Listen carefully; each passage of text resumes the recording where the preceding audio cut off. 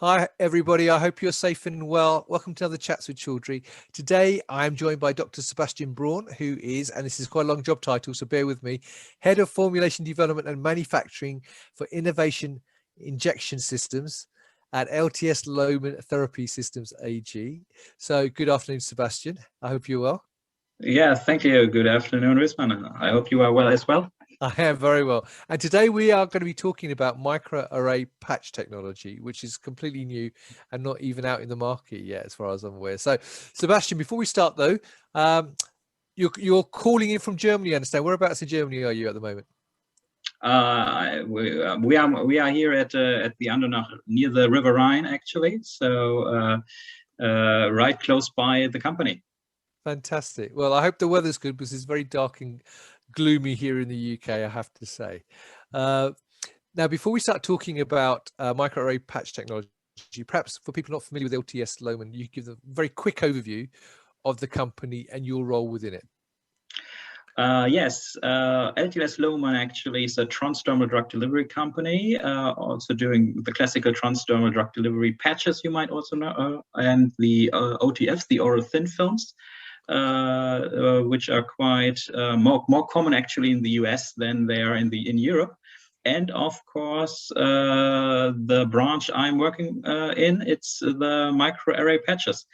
The company does this for at least the transdermals and the OTFs for 14 years now, and here at the Andernach site we also have our manufacturing, of course, in addition to our R&D facilities, and of course we are situated in West Caldwell in the US with a manufacturing facility there as well as an office in Shanghai.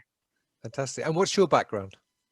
Oh, I'm not a pharmacist basically. I was trained in molecular biology, and actually I started a pharmaceutical career more than 15 years ago now, with another transdermal company. So I'm always in this field basically. I never made it out. But here now I'm more focused basically on these microarrays. And as my very long title suggests, I'm actually a formulation development scientist, as well as head of manufacturing for these kinds of dosage forms. Brilliant. Well, then you obviously are an expert in the subject matter we're about to talk about, which is fantastic. So let's start with a very basic question though, for people not familiar with it. What are microarray patches? Microarray patches are actually, let's say, it's a transdermal patch with very, very tiny needles. And there are a couple of different types of microarrays out there. And the focus of our research is basically dissolvable microneedles. And just to give you a better understanding, think of it as a transdermal patch, which is applied on top of the skin. And the lower side is actually tiny needles, not larger than, I would say, something between 300 to 900 micrometers long. So very tiny, but a lot of those. So it can be from 100 to a couple of thousands. These tiny needles penetrate the skin, and then they dissolve in the microcirculation of the skin. They dissolve and release the API. So we are something like a hybrid between injections, dermal injections, basically, and transdermal patches.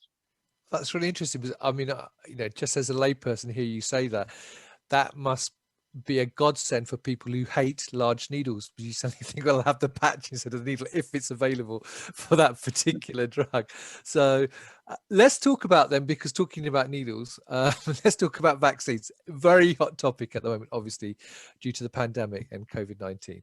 So can microarray patch technology help in this particular area, and what are the challenges around it? Yeah, most certainly. So there is a lot of research, of course, going on the last couple of years. So it's a very prominent topic, actually. And yes, vaccination is one of the highlights of the microneedle universe, if you like. Because think of it, you typically have an injection, typically intramuscular. So on your upper arm, you have a terrible injection. Typically it hurts, very much.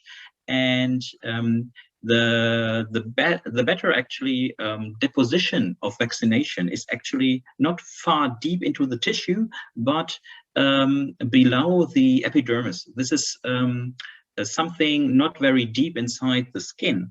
And to give an injection right in this spot is very difficult. So there's a whole industry around that, making very, very tiny injections, basically. Still the doctors are actually, let's say, have trouble doing this. And our microarray patches target exact this spot. And in addition, because they are not going very deep, they are still below this kind of pain threshold. So whenever you stick our patch, these microarray patches on your skin, they are actually, there's no pain sensation because we're still below this threshold. So vaccination with microneedles is something like a painless dermal injection, if you like. And we deposit it right at the special spot where there are a lot of immune competent cells, a lot of cells which are triggered by the vaccine you apply. And so the immune reaction can start immediately. So this is one of the nice benefits for having such a system, which is going directly to the spot where it's actually supposed to be. And it's painless. So there's no big, let's say, threshold for the patients to, oh no, I don't want a vaccination shot. No, that's really interesting. So, I mean, just hearing you say that, though, obviously, some of the vaccines now you've been hearing that they can only be delivered at certain temperatures and so on. So, how does that impact in terms of something like microarray patches? Yeah, this is another advantage, actually. The so-called cold chain problems. Most of us might even heard of this. Actually, we have this big problem at the moment with a very prominent vaccine at the moment for the corona pandemic, which has to be cooled down to -70 degrees Celsius. Yes, exactly. It's terrible, actually, when you want to handle that. I'm afraid that this is not in this severity, but might be also with other vaccinations. You have to have cold chain to establish a cold chain, and in certain countries this is very difficult. And yeah, this is a big problem. But when it comes to microarrays, you need to rethink this whole cold chain process, because we are not having a liquid. We are not having just the vaccine in a solvent. We have it embedded in a polymer, which is basically a solid. So degradation and everything which can somehow prevent it to be stable over time is, let's say, by a very big margin better than when it comes to a solution.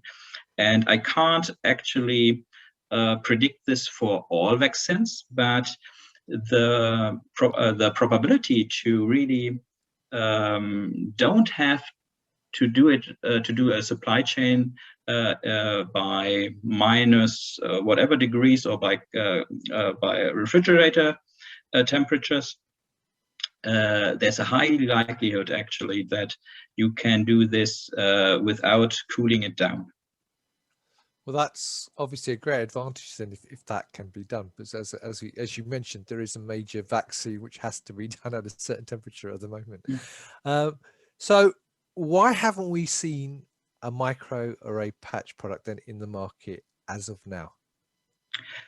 I would say there's a big technological hurdle to overcome, and the concept of microneedles is not so new, if you like. In the scientific environment at universities and institutes, this is actually talked about and even done in the past, I think for the last 30 years or 40 years maybe even.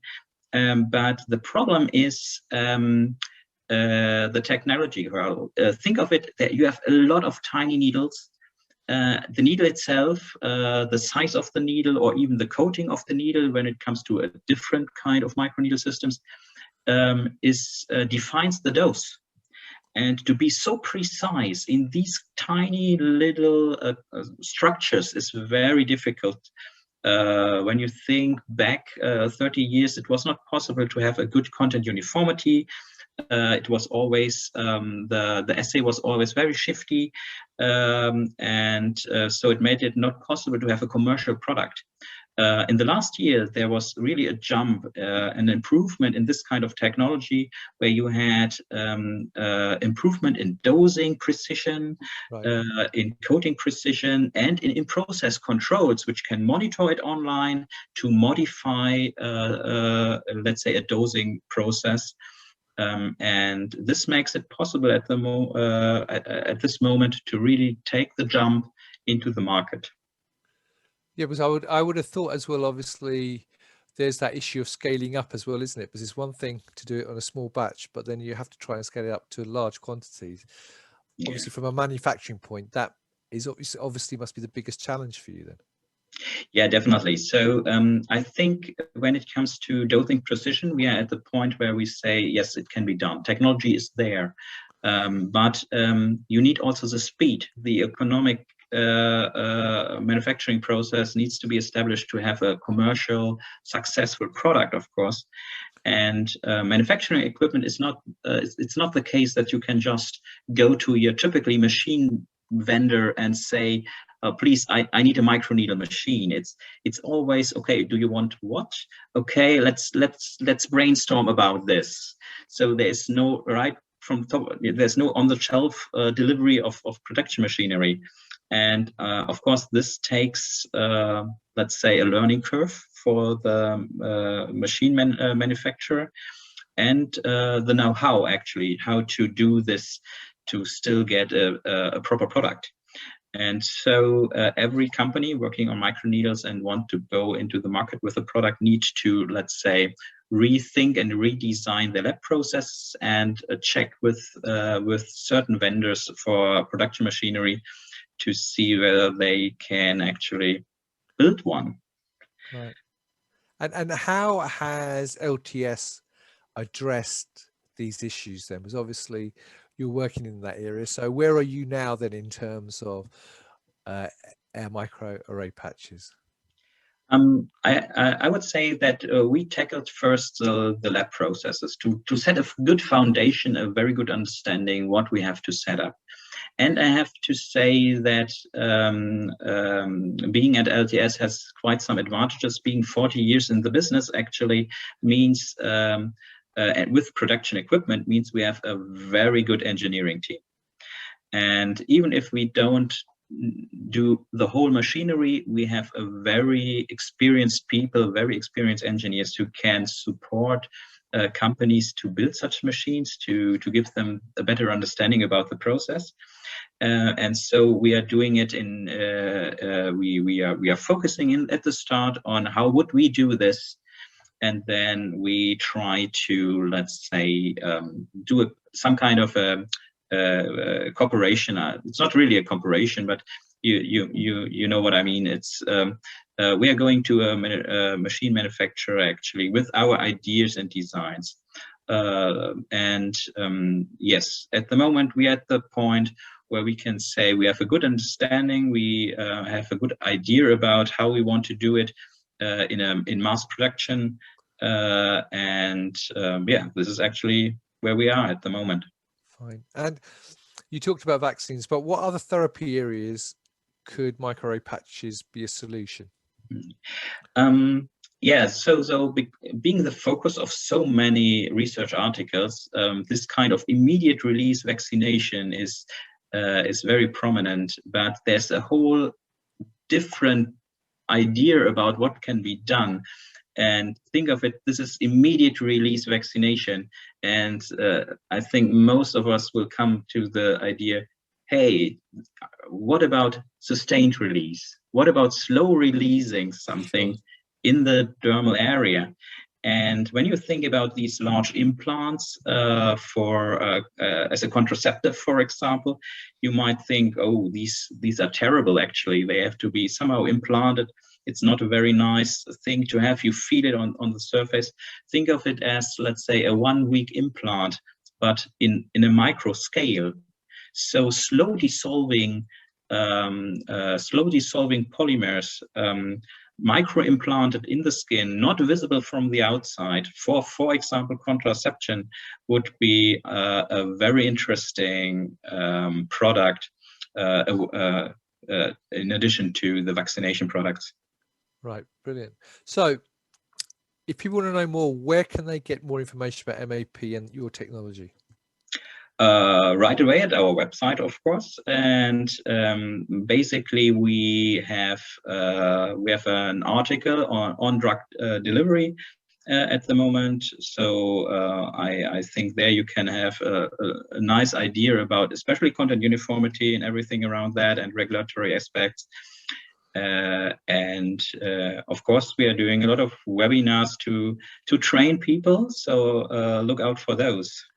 Fantastic. Well, the links for the article and the website, and if the webinar is available on demand, so I know you had one only this week, actually, on Monday, will be above this video. And if you've got any questions for Sebastian, then feel free to put them in the comments below or message him directly on LinkedIn as well, as I'm sure he'll be happy to answer them. So, Sebastian, that's a really fascinating topic. I mean, we could talk for a long time about lots of different aspects. And not being a scientist myself, I've just been a layperson who is not fond of needles. Is a subject that's close to my heart to find out, ways to avoid having an injection. And these sound like a great solution to that. So, thank you very much for taking the time out. I wish you a fantastic 2021, and to everybody watching. And until next time, everyone, as always, stay well and stay safe. Bye-bye. Bye. Thank you.